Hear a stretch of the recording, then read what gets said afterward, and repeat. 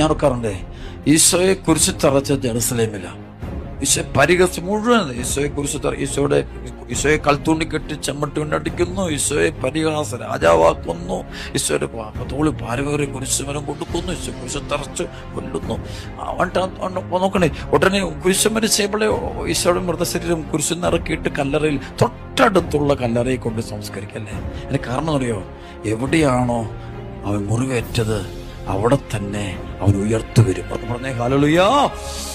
എവിടെയാണോ നമ്മെ തകർത്തത് അവിടെ തന്നെ ദൈവം നമ്മളെ ഉയർത്തും. വിശ്വസിക്കണം. നമ്മുടെ നാട്ടിൽ നമ്മൾ പരിഹാസം ഉണ്ടായെങ്കിൽ അവിടെ തന്നെ ദൈവം നമ്മളെ മഹത്വപ്പെടുത്തും.